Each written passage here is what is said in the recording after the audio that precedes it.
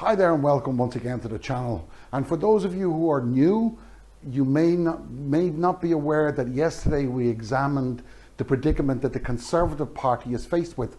That is the rapidly dwindling support for Boris amongst the Conservative Party members and the public at large.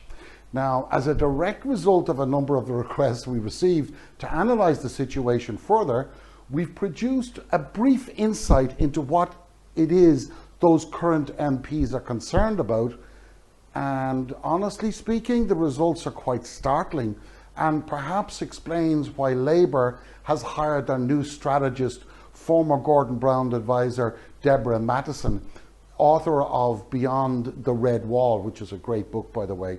But before we get started here, some of the things I'm going to say might perhaps be a little bit upsetting to some of you. I don't mean to say anything that's upsetting. I'm basing my opinion on my delivery of facts. I interpret the facts as I see them. So let's go.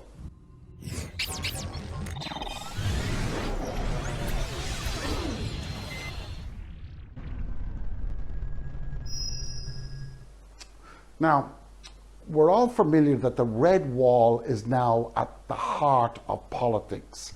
And this has been highlighted again by Keir Starmer's speech in his virtual conference there to the Labour Party, where he intimated quite clearly that Labour is now viewed by those in the North as a party of the South, and it's been seen to simply be pandering, for want of a better word, to degree holders with little or no life experience, or at least the life experience they've suffered up in the North.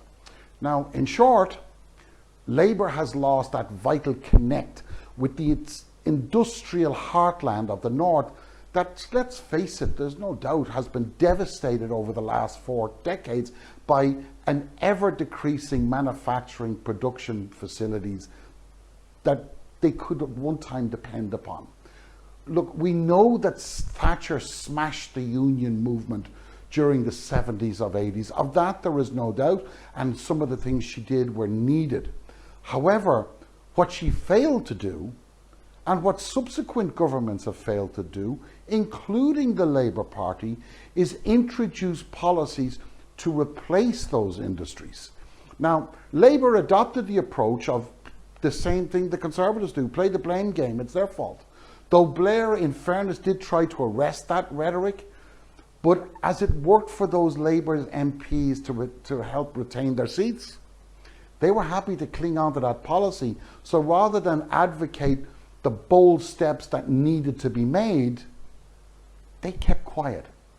Now, education was the key, education is the key, and education will always be the key.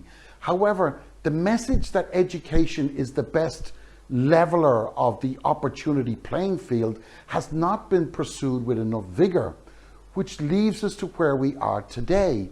And let's face it, we are a totally divided society that seems hell-bent on self-destruction unless somebody faces the reality. Now, you think I'm wrong? Well, here's the plain truth, and please be warned, this is not pretty, and in my opinion, is in fact simply shocking. It's quite unbelievable. The ratio of degree takers in Ireland, and I use Ireland as an example because both nations are very similar in culture, both of us have the same sense of humour, both of us are much more loyal to our friends than they would, I would think, in continental Europe. At least that's my perception. I see the Irish and English, the only difference is our accent and football. You guys have a, England has a great football team. Ours is not so good. But in Ireland, 1 in every 3 students attending third level education comes from a disadvantaged area. In the UK, that figure is less than 1 in 5. And this social disaster is lauded as a sign of success in the government papers. I mean, seriously, guys? I mean, come on, like what's going on here? Ireland has 1 in 3, and it's looked down upon, and we need to do something about it.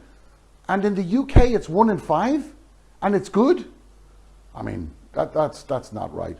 The message for the Higher Education Authority is clear, it's unmistaken. 1 in 5 is good, but with education comes power and influence.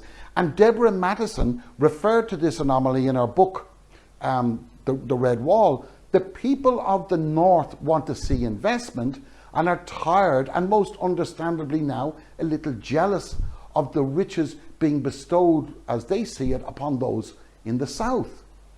In short, it's felt that those in the South, they think they just need opportunity, while those in the North think they need investment. This is a fundamental disconnect from a Labour point of view that has been ignored. And it's time to face some hard truths here and speak plainly to the voters. Because should Scotland leave the Union, the next election could be on an absolute knife edge. Now, we discussed in our video yesterday what could happen if Scotland left and how it would skew the figures in favour of the Conservatives. I have left a link to that in the description below, but let's really examine what could happen in the next election, okay? The first thing to realise is that 39 seats held by the Conservatives had a winning margin of less than 5,000 votes. Now, I've broken down the figures so to allow them to be more easily understood, because otherwise it's just a jumble. And as you can see, 11 of those marginal seats require a shift of less than 1,000 votes. And another 11 seats require a shift of less than 2,000 votes. Okay? Now, this means in layman terms that the Conservatives are by no means home and dry. If the Conservatives lost those seats and Labour won those seats, the Conservatives lose 22, Labour gains 22, that's a shift of 44. Now, amongst those, by the way, is Ian Duncan Smith, who had a majority of just less than 300. He had one of the slimmest majorities, yet he speaks like he's God. Now, Labour now need to be crystal clear in the message they are giving. Enough of the ambiguity. They also need to face up to past mistakes. They need to tell people of the North the truth. They need to tell them the educational system has been skewed against them, and that Starmer is the man to fix it. Now, this will not detract from their support in the South, and it will not improve their, and it will improve rather their chances in the North.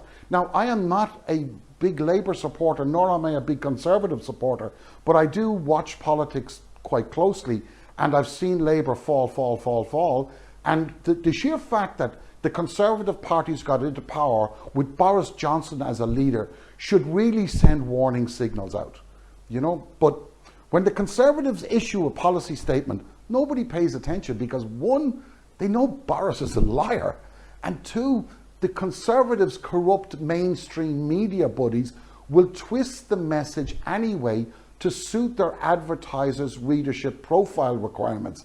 It's not rocket science. Labour could partially depend perhaps on the Observer, but not fully, whereas the Conservatives can depend on the Mirror, on the Telegraph, you know, on the Express, etc. So in summary, Labour needs to man up and take the Conservatives head on and allow UKIP, who seem to have shifted their political attack protocols to going after the Conservatives rather than the Labour Party, and take advantage of that. Now, perhaps you have a different view, and if so, please feel free to comment. I do read them and I do reply whenever I can. But thanks for listening, and I look forward to seeing you on the flip side. Thank you.